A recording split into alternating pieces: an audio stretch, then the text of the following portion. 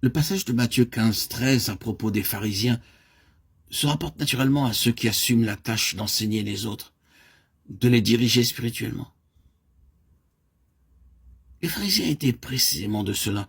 Ils avaient pris sur eux de conduire les autres en matière de religion. C'est en parlant d'eux que le Seigneur dit « Toute plantation que n'a pas plantée mon Père Céleste sera déracinée ». En d'autres termes, il dit ceci: quiconque est assez osé pour prendre la responsabilité de montrer le chemin aux autres sans avoir été mandaté par le Seigneur, sans avoir reçu son message, sera alors déraciné. Ces maîtres-là, ces docteurs-là sont des plantes qui se sont mises en terre toutes seules. C'est de la génération spontanée. Une vérité comme celle-là ne peut sans doute avoir qu'une application très restreinte dans une réunion comme la nôtre. Il y a pourtant là quelque chose qui ne devrait pas passer inaperçu au temps où nous sommes.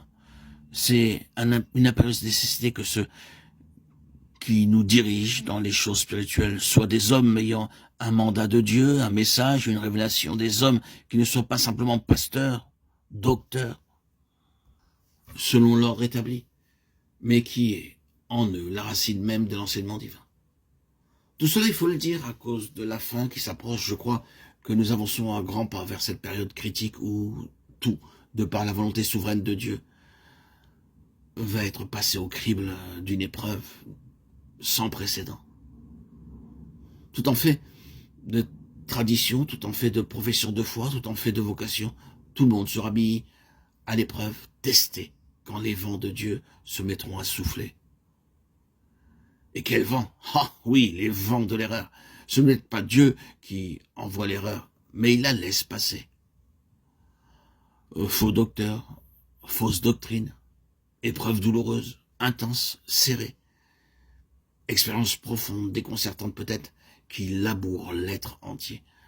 Nous allons tous y passer sous la souveraine direction de Dieu, et on verra bien alors jusqu'à quel point nous sommes enracinés. Ah, cette sorte-là d'épreuve, de test accomplira de deux choses l'une, bien-aimés, chers amis. Ou bien elle va nous emporter, ou bien elle va nous enraciner encore plus profondément. Et pour finir, il ne subsistera plus rien qui rende l'épreuve nécessaire. Frères et sœurs en Christ, bien-aimés, chers amis, Dieu fasse de nous des hommes et des femmes qui poussent encore des racines par-dessous et portent du fruit par-dessus.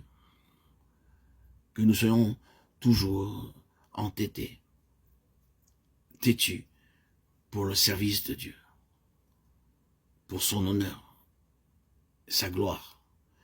À lui seul, tout honneur et toute gloire pour les siècles des siècles. Amen. Alléluia.